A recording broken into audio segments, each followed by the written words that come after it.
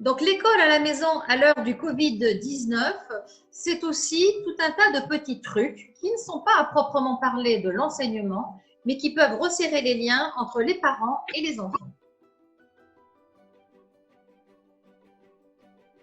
Nous allons interroger pour ce faire Françoise, qui est enseignante spécialisée et qui va nous livrer des exemples d'activités à faire avec ses enfants à la maison. Bonjour Françoise. Bonjour. Effectivement, il y a beaucoup d'activités à faire. Vous pouvez surtout parler et faire parler vos enfants dans les activités de la vie quotidienne. Par exemple, en mettant le couvert. Voilà, c'est intéressant de prendre le temps puisque vous l'avez, vous les écoutez, leur donner des responsabilités également. Réaliser avec eux un petit planning d'aide aux travaux ménagers, bien sûr selon leur âge. Les faire participer aux activités de cuisine. Trouver des recettes, les réaliser ensemble, tout en discutant bien sûr. Regarder et commenter les albums photos ou les photos qui sont sur vos téléphones. Ça, c'est toujours intéressant de parler ensemble de ce qu'on a vécu. Voilà. Je vous encourage également à inciter vos grands à garder le contact avec leurs camarades. Donc, en leur permettant de téléphoner et également en leur permettant d'écrire des mails, ce qui les fera écrire.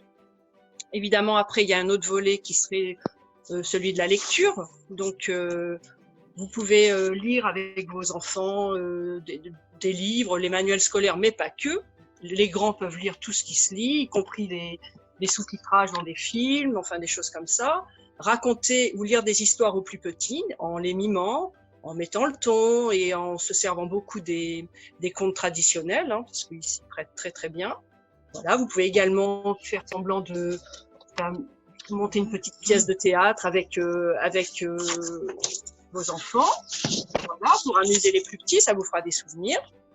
Après, il y a le volet de l'écriture qu'il faut bien sûr poursuivre, hors le temps scolaire, bien sûr. Donc, les petits peuvent écrire les CP, commencer à écrire des mots, les plus grands des textes plus importants. Peut-être renouer avec le courrier traditionnel, fabriquer des cartes postales, en acheter, les écrire pour les grands-parents, pour la famille. Voilà, peut-être aider les plus grands à tenir un journal du confinement. Bon, il se passe pas grand-chose, mais c'est l'occasion de s'exprimer pour eux. Voilà, ou faire un emploi du temps de la semaine, en rappelant les rituels qu'il faut absolument conserver, hein, la toilette, les repas, bien sûr, le temps de classe et puis le temps libre où effectivement ils s'ennuient, ce qui est très bien. Et l'essentiel, à mon avis, c'est jouer ensemble, c'est primordial. Donc jouer avec eux avec de la pâte à modeler ou de la pâte à sel, inventer des petites histoires, faire des scénettes que vous pouvez photographier pour en reparler après, ça vous fera des souvenirs. Vous pouvez effectivement cuisiner, bricoler avec ce que vous avez sous la main, jardiner si vous avez la chance d'avoir une terrasse ou un jardin. Voilà, et puis après il y a les jeux de société classiques, hein, comme les petits chevaux qui peuvent se jouer des plus petits aux plus grands. Et surtout, prenez bien le temps de faire avec vos enfants ce que vous ne prenez pas le temps de faire d'habitude. Profitez-en, si je puis dire. C'est pas une période formidable, mais au moins, voilà, il y a cet avantage, on a le temps de faire des choses qu'on ne fait pas d'habitude. Voilà, merci. Eh bien, merci Françoise.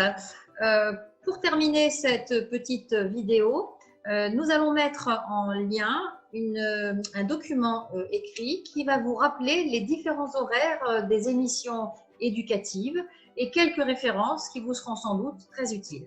Alors, gardons le moral, restez à la maison et ne vous mettez pas la pression avec vos enfants. Au revoir.